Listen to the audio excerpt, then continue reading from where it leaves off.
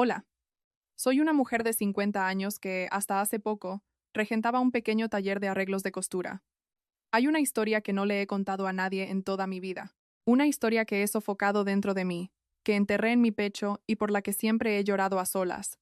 Pero ahora, por fin, he decidido escribirla. Si algo he aprendido con la edad es que el corazón humano es verdaderamente insondable. A veces los clientes me preguntan, ¿vive usted sola? ¿No tiene hijos? Cada vez que eso ocurre, me limito a sonreír. Deben de pensar que soy una pobre mujer de mediana edad que vive sola. Bueno, no están del todo equivocados. La verdad es que desde que me divorcié hace mucho tiempo, siempre me he considerado una persona solitaria. Hubo un hombre al que guardé rencor durante más de 20 años, pero solo hace poco descubrí toda la verdad. Voy a contaros ahora la historia de aquel día, una verdad que solo me fue revelada después de un largo paso del tiempo. Nací en un pueblo de Castilla-La Mancha, la mayor de 3 hermanos. Mi padre falleció cuando yo era pequeña, y mi madre nos crió a los 3 sola. La gente de hoy probablemente ni se imagina lo difícil que era para una mujer criar a 3 hijos sola en el campo en aquella época. El problema era que, desde pequeña, yo tenía una salud frágil. Tenía un problema de corazón. Ni sé cuántas veces mi madre me llevó al médico a cuestas. Por culpa de los gastos médicos, nuestra casa siempre vivía con dificultades económicas. Mi madre, además de todo, empezó a aceptar trabajos de costura. Con el dinero que ganaba remendando ropa y dando puntada tras puntada, conseguía comprar mis medicinas. Fue en esa época cuando también aprendí a coser. Como no podía correr y jugar fuera como los otros niños, era lo único que podía hacer. Afortunadamente, a medida que fui creciendo, mi corazón mejoró bastante. Sin embargo, siempre tuve este pensamiento en mi mente. Si yo no hubiera estado enferma, mi madre no habría sufrido tanto. Ese sentimiento de culpa me acompañó toda la vida. Cuando cumplí 20 años, mi madre se desmayó. En el hospital, nos dijeron que era cáncer de estómago, ya en un estado bastante avanzado. A partir de ahí, siguieron 10 años. 10 años que pasé cuidando de mi madre enferma. Mis hermanos también tenían sus vidas difíciles y estaban ocupados, así que me tocó a mí encargarme de nuestra madre. ¿Tener novio? No tenía tiempo. Para ser sincera, creo que ni siquiera pensaba en ello. Mi vida se resumía en sobrevivir, día tras día. Luego, cuando yo tenía 30 años, mi madre falleció. Después de 10 años luchando a su lado, sentí un vacío inmenso, y fue entonces cuando me di cuenta de mi realidad. De repente, tenía 30 años y no tenía nada. Me había convertido en una solterona. En la misa que se celebró por su alma, una tía mía me dijo, Carmen, ¿qué vas a hacer con tu vida ahora? No puedes seguir así sola. Tienes que conocer a gente. Sinceramente, al principio no me apetecía. Pero mi tía insistió tanto que acepté quedar con alguien, solo una vez. Así fue como conocí a mi exmarido. Era tímido, hablaba poco, y apenas podía levantar la cabeza. Por esto sigue soltero a su edad, pensé para mis adentros. Mi plan era simplemente comer algo y marcharme lo antes posible. Pero en un momento de la conversación me dijo, debiste de sufrir mucho. Cuidar de un familiar enfermo durante 10 años no es fácil. Aquella frase me tocó profundamente. Hasta ese momento, nadie me había dicho algo así. Incluso mis hermanos pensaban que yo solo había hecho lo que era mi obligación. Por esa frase, quedé con él una segunda, una tercera vez. Y la frase que me hizo decidir casarme fue esta. Me gustaría que no tuvieras que pasar por más dificultades. Pero el problema fue mi suegra. En cuanto supo mi edad, se opuso firmemente. Ah, si no se ha casado hasta ahora es porque tiene algún problema. Parecía no importarle la edad de su propio hijo. Su hijo también tenía ya 30 y tantos, pensé yo. Por dentro creí que la boda no saldría adelante. Pero él fue sorprendentemente firme. Mamá, si no es con esta mujer no me caso. Si prefieres que viva solo para siempre, pues así será. Y así, superando la oposición, nos casamos. Después de la boda, nos fuimos a vivir con mi suegra. En aquel entonces, mi marido tenía una ferretería que estaba justo al lado de la casa de sus padres. Además, nuestra situación económica no nos permitía tener una casa propia.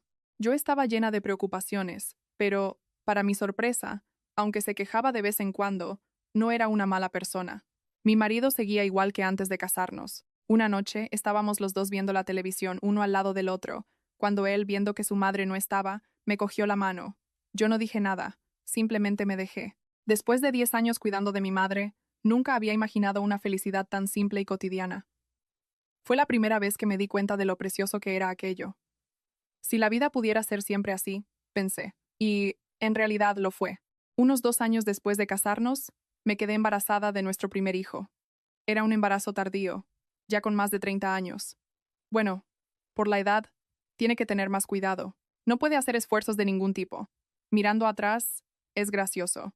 Hoy en día, muchas mujeres tienen su primer hijo a los 30 y pocos, pero en aquel entonces hasta me dijeron que era un embarazo de riesgo. En cuanto supo la noticia, mi suegra fue a Zaragoza y comenzó una novena de oraciones a la Virgen del Pilar. Y después, nació nuestra princesita, nuestra primera hija, Sofía. Mi suegra, emocionada, me cogió la mano y dijo: «La niña está sana. Ha sido un trabajo duro». Mi marido, aquel hombre tan reservado, hasta lloró. Fue la primera vez que lo vi así desde que nos casamos. «Eres tan guapa, hija mía. Gracias por haber venido a nosotros», decía él. Al ver aquella escena también empecé a llorar. Dicen que después de la tempestad viene la calma. Pensé que mi madre, desde el cielo, me había dado esta familia para que yo pudiera ser feliz por fin. En aquel momento yo solo esperaba días felices. Sin embargo, después del nacimiento de la bebé, los días pasados en el hospital se hicieron frecuentes. Una mañana, mientras le daba el pecho, la bebé se puso rara de repente. Empezó a jadear, sus labios se pusieron azulados y finalmente se quedó completamente lacia. Nunca había visto nada así, y entré en pánico. «Cariño, cariño, la niña no está bien». Mi marido vino, vio el estado de nuestra hija y, asustado, la cogió en brazos y corrió al hospital. No sé cuántas horas pasaron. Ya al anochecer mi marido volvió, puso a la bebé en mis brazos y dijo: «Está bien. Dijeron que estuvo a punto de tener una neumonía, pero que se pondrá bien pronto. Con las medicinas se recuperará». Sentí un alivio inmenso, pero, a partir de ese día, nuestra hija enfermaba con frecuencia. Tenía fiebre a menudo y vomitaba lo que comía. Si le daba leche en polvo, echaba más de la mitad. Lloraba toda la noche y solo se dormía de madrugada. Muchas noches yo también las pasaba en blanco. Por esa época me quedé embarazada del segundo hijo. El problema es que las náuseas eran terribles. Cualquier olor me revolvía el estómago y pasaba el día corriendo al baño. En el primer embarazo no había sido tan malo. Me sentía mareada al menor movimiento. Por eso, era difícil cuidar debidamente de nuestra primera hija. Así, siempre que ella enfermaba, era mi marido quien la llevaba al hospital en mi lugar. «Tú no estás bien. Piensa en el segundo bebé y quédate en casa. Yo voy solo». Y, cada vez que volvía del hospital, él decía, como si nada: «No es nada grave. Han dicho que es solo porque nació un poco débil, pero que mejorará con el tiempo». Pero, en el fondo de mi corazón, sentía siempre una punzada de culpa. Si hubiera nacido cuando yo era un poco más joven, quizás estaría más sana. Ese pensamiento no se me iba de la cabeza, hasta que un día empecé a sentir un dolor de barriga repentino. Al principio, pensé que era por las náuseas, pero fue empeorando. Fui al baño y vi que estaba sangrando. En el hospital, el médico negó con la cabeza y dijo: «Lo siento mucho. Ha sido un aborto espontáneo». Después de perder a nuestro segundo hijo, lloré desconsoladamente en la cama del hospital. Mi marido estaba sentado a mi lado, en silencio. Solo me sujetaba la mano. «Lo siento. Ha sido culpa mía. No me cuidé bien. Si hubiera tenido más cuidado». «No digas eso. La culpa no es tuya. De ninguna manera». Aunque él decía eso, yo no podía dejar de culparme. ¿Será que no tengo vocación de madre? Todo tipo de pensamientos me asaltaban. Después del aborto, mi cuerpo y mi mente estaban completamente destrozados, pero me aferré a la idea de que todavía tenía a mi primera hija. Fue a partir de ahí que ese pensamiento se hizo más fuerte. Tengo que proteger a esta niña, cueste lo que cueste, y empecé a obsesionarme con ella. Por la mañana, lo primero que hacía era comprobar su respiración. Durante la noche, me levantaba varias veces para ir a su habitación a ver si respiraba. Si la perdía de vista por un instante, sentía una ansiedad que me volvía loca. Viendo esto, mi marido intentaba calmarme. «No te pongas tan nerviosa, que si no la niña también se siente agobiada». Yo lo sabía. Sabía que mi comportamiento no era normal. Pero no podía parar. Había perdido al segundo hijo. Si perdía también a la primera, que era tan frágil, ¿cómo podría vivir? A partir de ahí perdí el apetito, no podía dormir y pasaba mucho tiempo mirando al vacío. Mi marido, con una expresión preocupada, me preguntaba constantemente: «¿Estás bien? ¿Seguro que estás bien?» «Sí, estoy bien». Sinceramente, no lo estaba. Pero no podía expresar lo que sentía. Ni yo misma lo sabía. Poco tiempo después, mi hija, al gatear, se golpeó la cabeza contra el escalón de la puerta. Fue solo un toque leve. Los niños hacen eso, ¿no? Gatean y se golpean, andan y se caen. Pero yo, en un estado de ansiedad extrema, me derrumbé. Le revisé la cabeza, pero aparte de una pequeña rojez, no había nada. Sin embargo, la cogí en brazos y lloré compulsivamente. Perdóname, perdóname. Mamá se ha distraído un momento. La culpa es de mamá. Mamá se ha equivocado. ¿Qué pasa? ¿Dónde se ha hecho daño? Mi marido examinó la cabeza de la niña meticulosamente. Después suspiró. Está todo bien. Los niños son todos así. Darse un golpe en la cabeza mientras gatean es normal. En serio, está todo bien. ¿Cómo que no es nada? Es la cabeza. ¿Y si se ha hecho daño de verdad? Seguí llorando con la niña en brazos. Mi marido no sabía qué hacer, pero nuestra hija ni siquiera lloraba. Solo me miraba, con los ojos muy abiertos. Era solo yo la que lloraba. La culpa es toda mía. Tampoco pude proteger al segundo. No sirvo para ser madre. ¿Qué tontería es esa? No digas eso. Aquella noche, yo estaba en la cocina. Sin darme cuenta tenía un cuchillo en la mano. En realidad, ni sé bien lo que iba a hacer. Mi mente estaba en blanco. Si yo desaparezco, todo estará bien. Solo este pensamiento me resonaba en la cabeza. En ese momento, mi marido entró y al verme se puso pálido. ¿Qué estás haciendo? Suelta eso. Suéltalo, te digo. Corrió hacia mí y me arrancó el cuchillo de la mano. Después, me abrazó. ¿Estás loca? ¿Estás loca? ¿Qué te ha pasado? Yo lloré, sin fuerzas, en sus brazos. Creo que todo ha ido mal por mi culpa. Nuestro segundo hijo, fue todo por mi culpa. Si yo desapareciera, no vuelvas a decir eso. Nunca más, gritó mi marido. Fue la primera vez que me gritaba. Sin ti, ¿qué sería de mí y de nuestra Sofía? Estás intentando destruir a nuestra familia. Al final, lloraba, implorándome como si me estuviera suplicando. Por favor, no pienses más en eso. Te lo pido. Al día siguiente, mi marido me llevó al médico. Me diagnosticaron una depresión posparto grave. Había llegado a este punto porque no había recibido tratamiento adecuado después del aborto. Al principio pasé un tiempo tomando medicación. Parecía que mejoraba un poco, pero no estaba completamente curada. De vez en cuando, el pensamiento de si yo desapareciera volvía. Pensando ahora, imagino lo asustado que debió de estar mi marido al verme así. En aquel momento, no me di cuenta. Si yo hubiera sido un poco más fuerte, si no me hubiera derrumbado de aquella forma, quizás las cosas habrían sido diferentes. Pasaron algunos meses. Mi marido incluso dejó el trabajo para cuidarme. Nuestra hija crecía a ojos vistas. Aunque enfermaba con frecuencia, como él la llevaba siempre al médico, no parecía haber grandes problemas.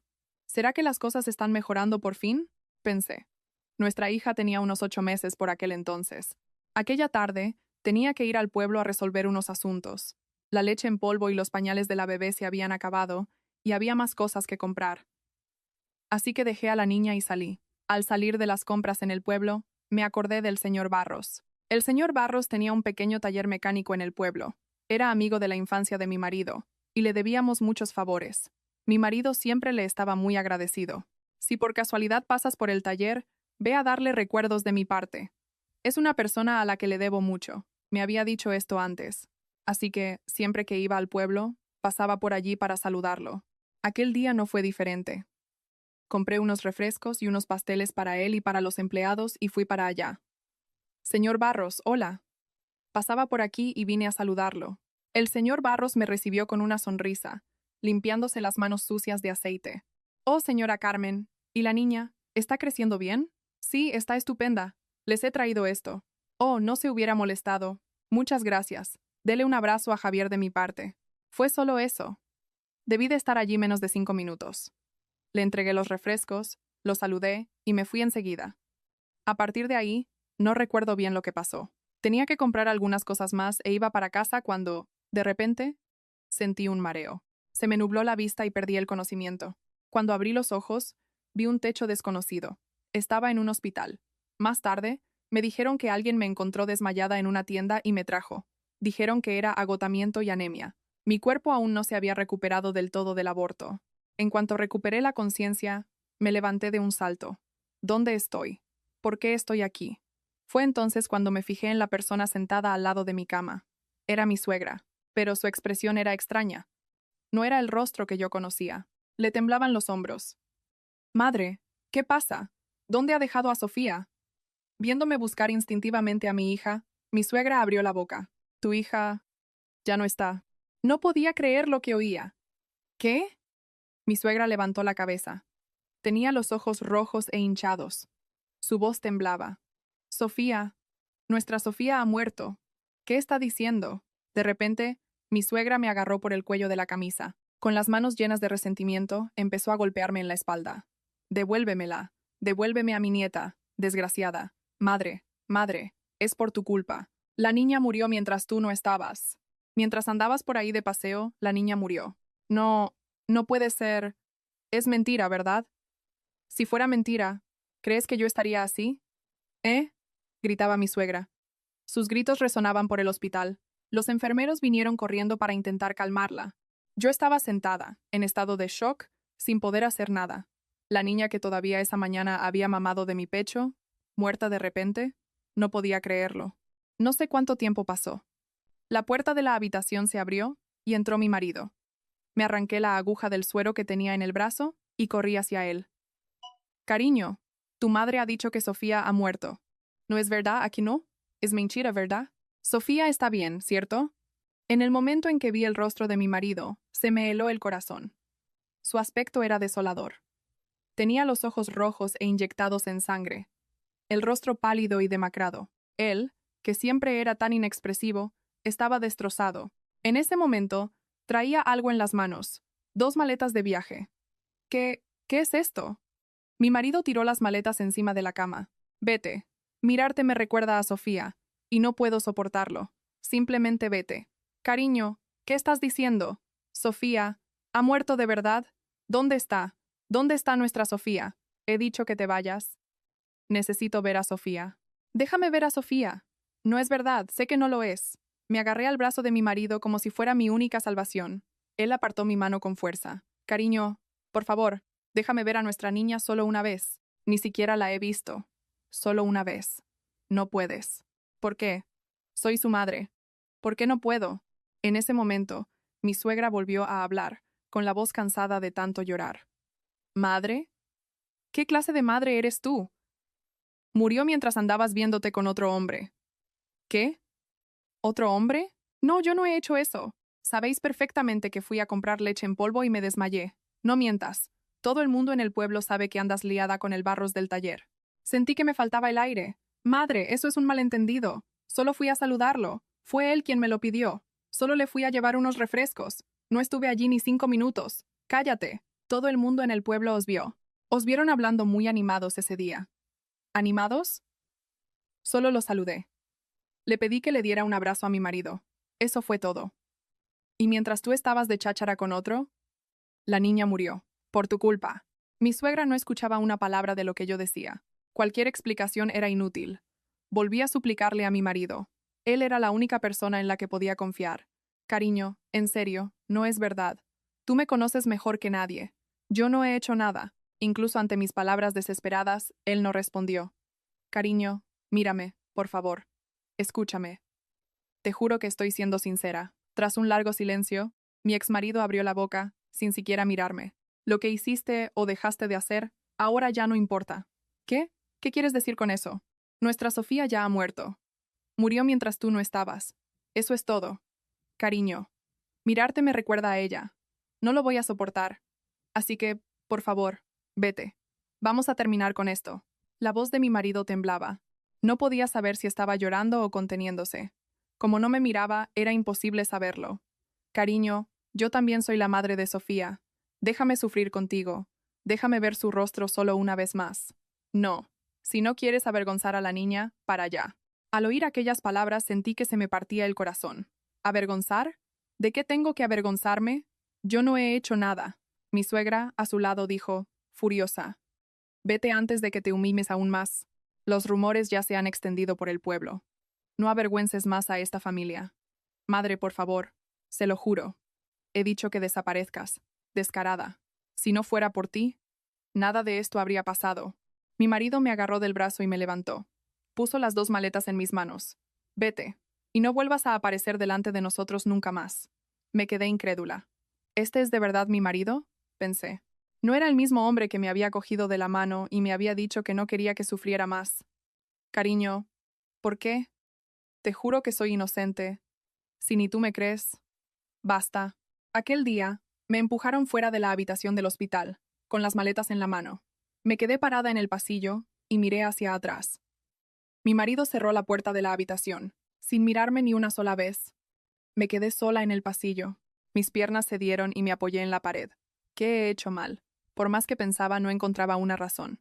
¿Es un delito ir a comprar leche en polvo y desmayarse? ¿Es un delito saludar a un amigo de mi marido? Pero nadie me escuchó. Acabé saliendo del hospital y alquilé una habitación en una pensión barata. Como tenía poco dinero, elegí la más barata. Sentada en la pequeña habitación, miraba fijamente la pared. Mi niña ha muerto. Por más que lo repetía, no podía creerlo. Tengo que verlo con mis propios ojos, decidí. Unos días después, fui a casa de mis suegros. Me paré frente a la cancela y llamé. Madre, madre, soy yo. Abran la puerta, por favor. Golpeé hasta que me dolieron los nudillos, pero no hubo respuesta desde dentro. Madre, por favor, déjenme ver a Sofía. Solo una última vez. Por más que golpeaba, la puerta no se abría. Estaba segura de que había gente en casa, pero nadie aparecía. Me arrodillé frente a la cancela. Por favor, déjenme ver a mi niña. Solo una última vez. Después me iré. Por favor. En ese momento, la cancela se abrió. Mi suegra apareció por la rendija, sin dejarme entrar. ¿Qué has venido a hacer aquí? Madre. He venido a ver a Sofía. A mi hija. Por favor. Vete. Me postré ante mi suegra como una criminal. ¿Solo una vez? Déjenme verla solo una última vez. Me he equivocado. Aún no sé bien qué he hecho mal, pero admito que la culpa es mía. Me he equivocado. Por eso, por favor, muéstrenmela. El funeral ya ha terminado. Hicimos todo mientras estabas en el hospital. Al oír esas palabras, sentí que me faltaba el aire. Entonces, ¿dónde la han enterrado? Al menos díganme dónde está. Necesito despedirme. Lloré compulsivamente, agarrándome a las piernas de mi suegra. ¿Por qué me están haciendo esto? Soy su madre. Solo díganme dónde han enterrado a mi bebé. ¿Madre? Tú la mataste. Se debe de haber ido odiándote. Así que, déjala ir en paz. Mi suegra me pisó la mano con el pie. Aún así, no la solté, agarrándome como una loca. En ese momento apareció mi marido.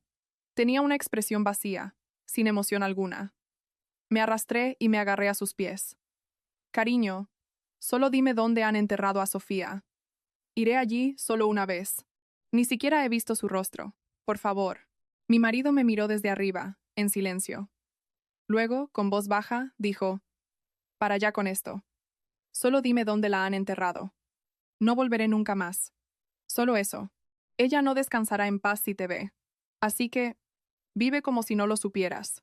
Al oír aquellas palabras, sentí que la respiración me fallaba. Mi mundo se derrumbó. Mi marido entró en casa.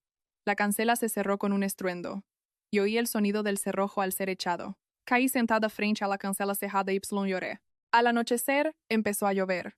Parecía que mis lágrimas se habían convertido en lluvia.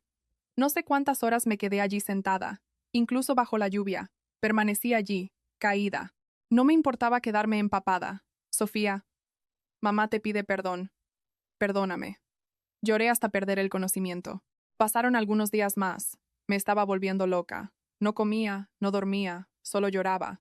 A veces, soñaba con mi niña tendiéndome la mano, y sentía que iba a enloquecer. Fue entonces cuando apareció mi suegra. Traía los papeles del divorcio en la mano. Firma aquí. Vamos a acabar con esto. Por tu bien, también es mejor así. Sin fuerzas firmé los papeles del divorcio. Y así, todo terminó. Sin haber visto el rostro de mi hija, sin saber dónde estaba enterrada. En aquel momento, no tenía nada más que la ropa que llevaba puesta. Tras la muerte de mi madre, mis hermanos rara vez me contactaban. No tenía a nadie a quien recurrir. Alquilé una pequeña habitación y viví como una ermitaña. No comía, no me lavaba, y en cuanto abría los ojos, solo pensaba en mi hija. Fui yo quien la mató.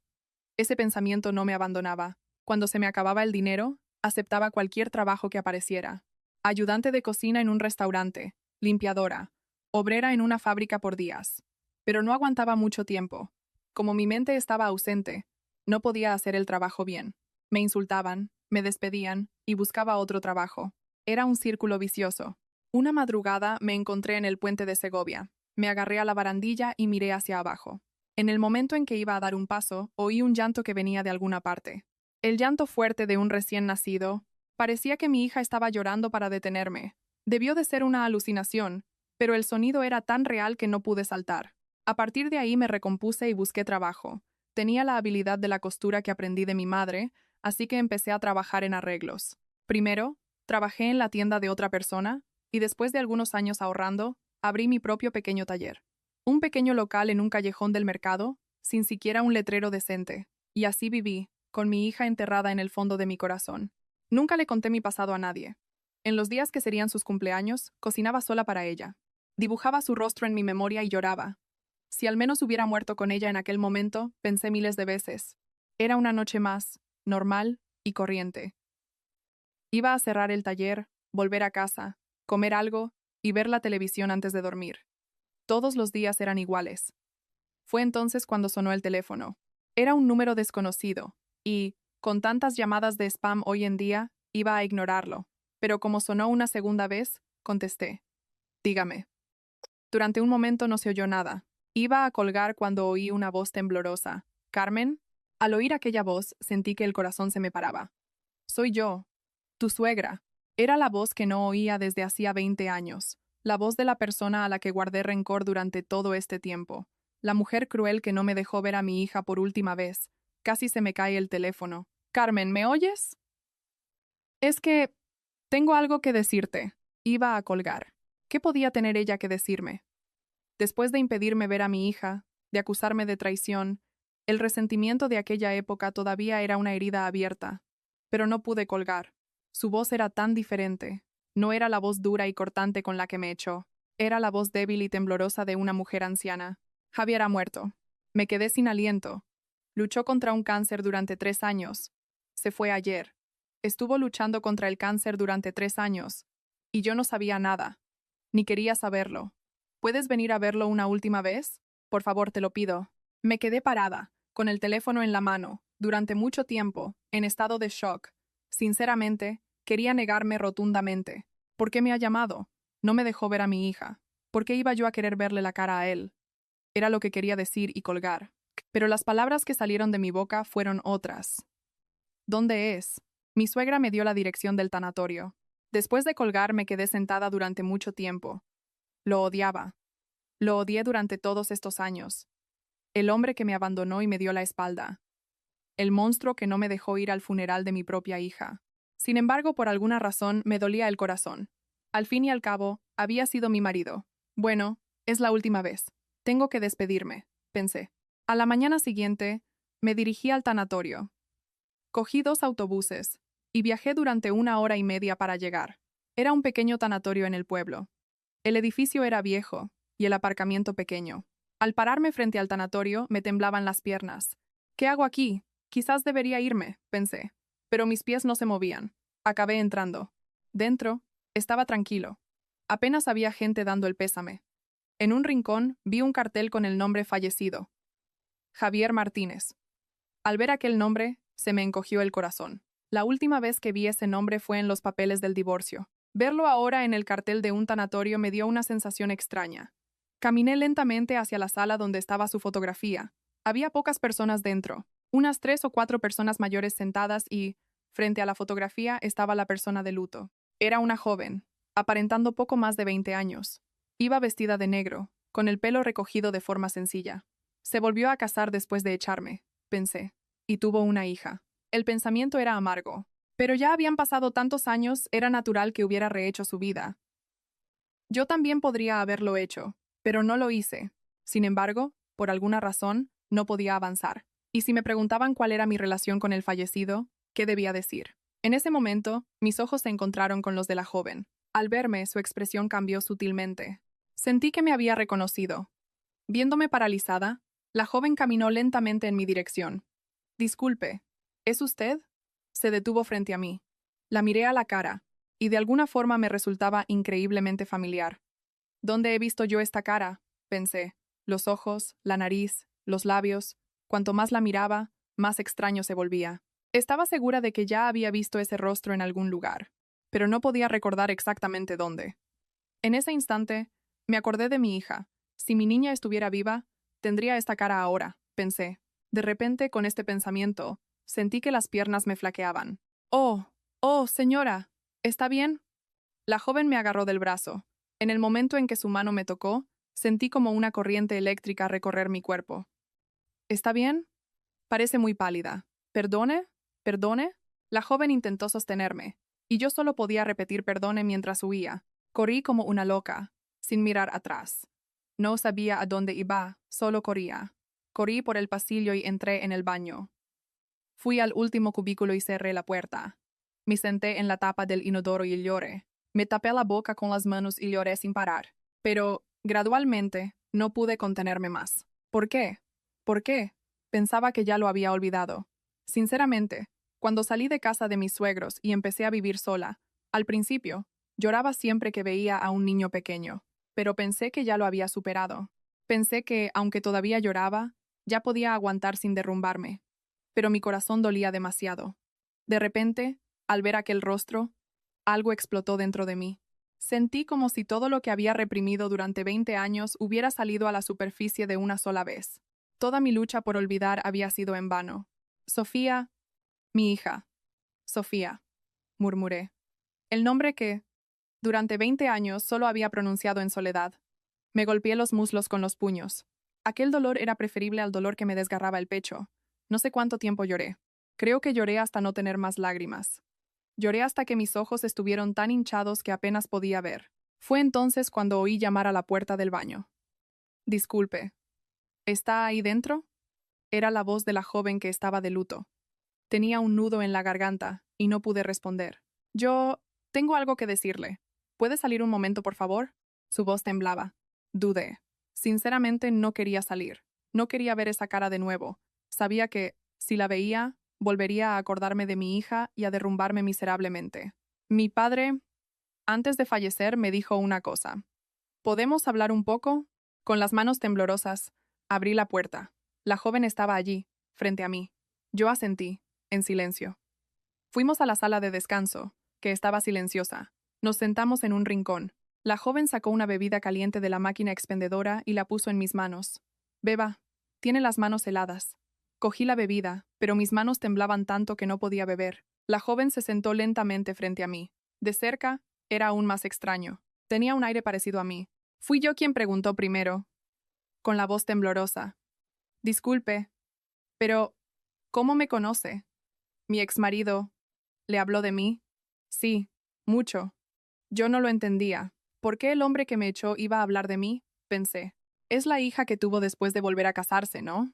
No sé qué le dijo sobre mí, pero...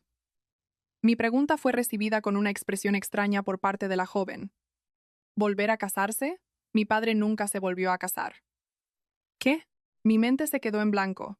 Si no se volvió a casar, entonces, ¿quién es esta persona? ¿Cuál es su relación con él? Yo pensé que era su hija. Sí, soy su hija biológica. Me llamo Sofía Martínez. Al oír aquel nombre, me quedé sin palabras. Sentí que el corazón se me paraba. El nombre que, durante todo este tiempo, llamé solo en mi corazón. El nombre que llamaba mientras le ponía un plato en la mesa en sus cumpleaños. El nombre que llamé, llorando, en el puente de Segovia. Con la voz temblorosa, pregunté de nuevo, pausadamente. Espere un momento. ¿Qué quiere decir?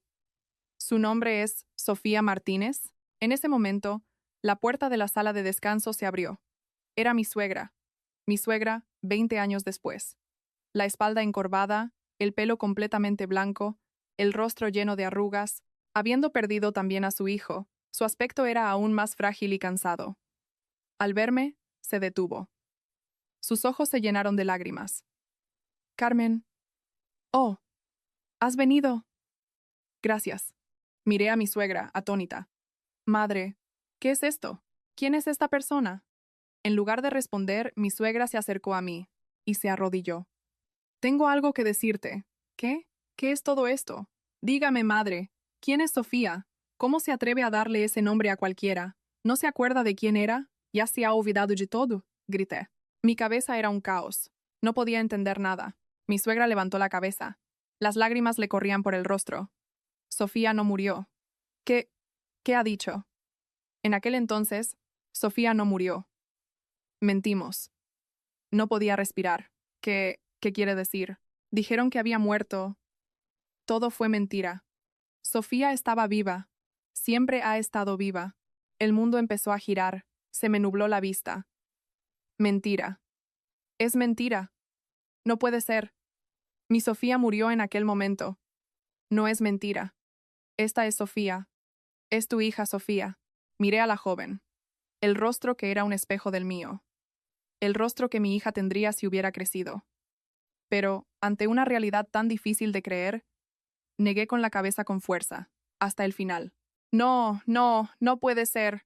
Dijeron que había muerto. Dijeron que hicieron el funeral mientras yo estaba en el hospital. He llorado por ella en sus cumpleaños. Le he puesto un plato en la mesa. Estuve en un puente para morir por culpa de Sofía. Y ahora, ¿dicen que todo fue mentira? ¿Por qué? ¿Por qué inventaron una mentira así? Grité. Toda la amargura del pasado seguía viva en mi pecho. ¿Qué hice tan mal? ¿Quiénes sois vosotros para robarme a mi hija? ¿Quién es usted? Mi suegra lloraba. No fui yo. Fue Javier. Nuestro Javier. Fue él quien lo quiso así. Me detuve. ¿Qué ha dicho? Para salvarte. Repita. Por favor. Cuando fue para decir que había muerto, lo dijeron. Ahora. ¿Salvar a quién? Fue todo planeado por Javier. Decir que la niña había muerto, echarte, todo fue orden suya. No pude decir nada. ¿Por qué? No diga tonterías sobre él. No tendría motivos para hacer algo así. Mi suegra no pudo responder, limitándose a llorar. Fue entonces cuando la joven abrió la boca, en voz baja. Yo se lo contaré todo. Antes de fallecer, mi padre me lo contó todo. A mí, sobre mi madre, sobre por qué tomó aquella decisión, todo. Se lo voy a contar todo. Mamá. Aquella persona me llamó mamá. Contuve la respiración y escuché. Con la voz temblorosa, la joven empezó a contar la historia que mi exmarido le había dejado. Papá dijo que fue un hombre muy malo, que fue la decisión de la que más se arrepintió en toda su vida. En aquel momento, papá echó a mamá a propósito, y la razón fue porque amaba a mamá. Fue todo por mamá. Mi hija sollozaba, como si recordara la última imagen de su padre. Yo nací con un problema de corazón. ¿De corazón? Sí, una cardiopatía congénita. Nací con un problema en el corazón. No pude decir nada. Sabía que era frágil, pero que tenía un problema de corazón era algo que desconocía. Mi marido me había dicho que era solo debilidad. El médico dijo que pasaría toda la vida en hospitales, que necesitaría varias operaciones importantes. Papá, al oír eso, lloró durante días, en el hospital a escondidas de mamá. Me quedé sin aliento. Él me dijo que era neumonía. Lo dijo a propósito. Creyó que no podía contarle a mamá la verdadera enfermedad. ¿Por qué? Soy su madre. ¿Por qué no podía contármelo? ¿Cómo se esconde algo así? Mi hija me miró. Papá estaba seguro de que mamá se culparía. Como mamá tuvo un problema de corazón de pequeña, si lo hubiera sabido, habría pensado que era su culpa que su hija estuviera enferma, y viviría culpándose. Es verdad. Yo habría pensado exactamente eso. Que había heredado mi corazón, que la culpa era mía. Aquel hombre me conocía mejor que yo misma. Mamá viviría toda la vida cargando con esa culpa. Ya había pasado 10 años cuidando de la abuela por ese sentimiento de culpa. Él no podía dejar que mamá pasara la vida llorando, culpándose por ver a una hija enferma. Creyó que no podía hacerle eso. Y como mamá acababa de perder a nuestro hermano, y él la vio en la cocina con el cuchillo, diciendo que sería mejor si desapareciera, tuvo miedo de que mamá no aguantara saber que yo estaría enferma toda la vida. Las lágrimas me corrían por la cara. Gruesas, caían directamente al suelo. Por eso, tuvo que tomar una decisión. Tenía que echar a mamá, dijo mi hija, sollozando. Entonces, decidió ser el villano. Pensó que, si mamá lo odiaba a él, al menos no se culparía a sí misma. En aquel momento, creyó que sería lo mejor, y planeaba ir a buscar a mamá cuando yo estuviera recuperada. Pero tardó demasiado tiempo. Me golpeé el pecho con el puño. Hombre estúpido. Papá también se arrepintió. Dijo que fue una idea idiota. En aquel momento, pensó que era lo mejor para mamá, pero acabó haciendo que enterrara a una hija en su corazón y perdiera a toda su familia. Papá también sintió una culpa enorme. Intentó contactar con mamá varias veces, pero mamá había bloqueado su número y no pudo hablar. Lloré. No podía contenerme. Entonces él también había estado llorando todo este tiempo. como yo. Y antes de fallecer, papá me lo pidió, que buscara a mamá, que la encontrara y le dijera que fue por su culpa que no nos vimos, y que le dijera que la amaba. Y la voz de mi hija tembló, dijo también que le dijera que mi enfermedad no es culpa de mamá, que no es genético. Me pidió que le dijera esto. Me cubrí el rostro con las manos. Eso era lo que más le preocupaba, que yo me culpara, que cargara con este otro fardo, y por eso prefirió ser él el villano. En ese momento mi hija sacó algo del bolso. Un sobre de carta viejo. Mi padre dejó esto. Antes de fallecer me pidió que se lo entregara a mamá. Con las manos temblorosas, cogí el sobre. Estaba gastado, era antiguo, ni sabía cuándo lo habría escrito. Abrí el sobre y encontré una hoja de papel doblada.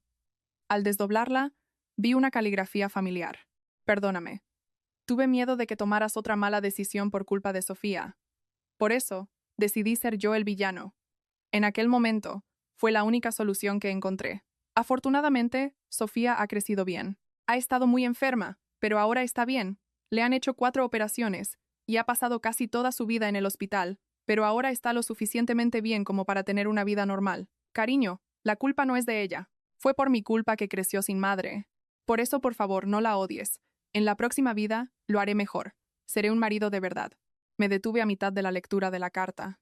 Las lágrimas me impedían ver las letras. Me sequé las lágrimas con las manos y volví a leer. Me detuve de nuevo por las lágrimas, y así, parando varias veces, conseguí leerlo todo. Después de leerla, no pude decir nada. Solo abracé la carta contra mi pecho y lloré. ¿Por qué? ¿Por qué hiciste eso? ¿Por qué? Le pregunté en mi pensamiento. Mamá. Mi hija me acarició la espalda mientras yo lloraba desconsoladamente. Mamá, no llores. Levanté la cabeza y miré el rostro de mi hija. El rostro que era un espejo del mío. La niña que yo había dado a luz. La niña que mamaba de mi pecho. Tan inocente. Sofía. Tú eres de verdad Sofía, ¿verdad? Sí. Soy Sofía. Tú, Sofía, mamá. Cogí el rostro de mi hija con ambas manos. Estaba caliente. Era, sin duda, el calor de una persona viva. Esto no es un sueño, ¿verdad? Es real, ¿no? No es un sueño, mamá. Es real. Abracé a mi hija. Sofía. Sofía. Después de tenerla, solo pude abrazarla durante 8 meses. Nunca más la abracé. Pero ahora, esta niña está en mis brazos. Una joven de más de 20 años está en mis brazos, llorando. Mamá, mamá, Sofía, perdóname. Mamá te pide perdón. Mamá no tiene la culpa de nada. Papá lo dijo. Mamá no tuvo ninguna culpa. Aún así, perdóname. Perdón por no haber estado a tu lado. Lloramos así durante mucho tiempo. Mi suegra también lloraba a nuestro lado. No sé cuánto tiempo estuvimos abrazadas llorando. Solo después de mucho llorar miré a mi suegra. Madre, usted también debió de sufrir mucho. Yo no quería hacerte aquello. Pero Javier se arrodilló y me suplicó. Mamá, por favor. Usted sabe por lo que ha pasado Carmen. Mi suegra me cogió la mano. Era una mano esquelética. Fui dura a propósito, para que te fueras sin dudarlo. Pensé que así podrías rehacer tu vida, pero después de haber sido tan cruel, también sufrí mucho. No tenía valor para mirarte a la cara. Por eso viví escondida todo este tiempo. Perdóname. De verdad, perdóname. Cogí la mano de mi suegra. Madre, debe de ser muy difícil perder un hijo. Mi suegra lloró en mis brazos. Carmen, nuestro Javier se pasó la vida entera pensando en ti y en Sofía. Eso lo sé yo. Lo sé. Está todo bien. Ahora está todo bien. Le di unas palmaditas en la espalda a mi suegra. Sinceramente, sería mentira decir que no siento ningún resentimiento. Al fin y al cabo, los odié durante 20 años. Podrían haberme dicho que la niña tenía un problema de corazón y que la criaríamos juntos, pero nadie fue capaz de decir eso. Y por eso, todos eligieron este camino insensato. Pero ahora lo he entendido. La culpa no fue de ella. Mi suegra también fue una víctima. Una persona que sufrió por tener que obedecer a su hijo. Mirándonos, mi hija se secaba las lágrimas que no paraban de correr. Le tendí la mano. Sofía, ven aquí. Ven con mamá. Mi hija vino a mis brazos. Las tres nos abrazamos y lloramos durante mucho tiempo. En aquella pequeña sala de descanso del tanatorio, sin importarnos las miradas de los demás, simplemente lloramos. Solo después de mucho llorar nos recompusimos. Mi hija me cogió la mano y dijo, Mamá, tengo otra cosa que contarte. ¿El qué? Ahora estoy mucho mejor. Me han hecho 4 operaciones y he vivido más de 10 años en el hospital, pero ahora puedo llevar una vida normal. Tengo que tomar medicación y hacerme revisiones periódicas, pero está todo bien. Papá hizo que fuera así. Miré el rostro de mi hija. ¿En serio? Sí. Papá nunca se rindió. Buscó los mejores hospitales, se informó sobre todos los nuevos tratamientos, vendió la ferretería para pagar los gastos médicos. No gastaba nada en sí mismo, pero fue por eso que enfermó. Hace 3 años le diagnosticaron el cáncer, pero no me dijo nada. Lo aguantó todo solo, para que yo no me preocupara. Papá era así. Bajé la cabeza. Entonces, vivió toda la vida así, por mí, por su hija. Cargó con todo él solo, y se fue solo, sin decir nada a nadie. Estúpido, murmuré. Pero extrañamente, no sentí odio. Y ahora, por fin, parecía entenderlo. Entender por qué hizo lo que hizo. Para mí fue un método doloroso y cruel, pero fue lo mejor que supo hacer. A su manera, me amaba. Después del funeral, al despedirnos de mi exmarido, sentí un vacío. La persona a la que odié y de la que guardé rencor durante tanto tiempo, cuando se fue de verdad, sentí como si se hubiera abierto un agujero en mi pecho. En ese momento mi hija estaba a mi lado. Al salir del tanatorio, me cogió la mano y preguntó, «Mamá, ahora, ¿no quieres vivir conmigo? No quiero quedarme sola». Vi lágrimas en sus ojos. Ahora que papá ha muerto, estoy de verdad sola. Por la mañana cuando me levanto no hay nadie, como sola. Por la noche, cuando me acuesto, tengo mucho miedo. ¿Podemos vivir juntas ahora? No pude decir nada. Me acordé de mi pequeño y estrecho taller. Para vivir sola no había problema, pero llevar a mi hija allí no pude responder de inmediato. En ese momento, mi hija sacó una llave del bolsillo. Me la dio papá. Es la casa para que mamá y yo vivamos. Miré, atónita, a mi hija y a la llave. Todavía no he ido, estaba esperando a ir con mamá. Papá dijo que mamá sabría cuál era. Mi hija me cogió la mano. Viajamos durante mucho tiempo. Por la ventanilla pasaba un paisaje familiar. Gradualmente el paisaje se hizo cada vez más conocido. No puede ser. Salimos del autobús, cruzamos un callejón y subimos una pequeña colina. Y en la cima de la colina vi una casa. Me detuve.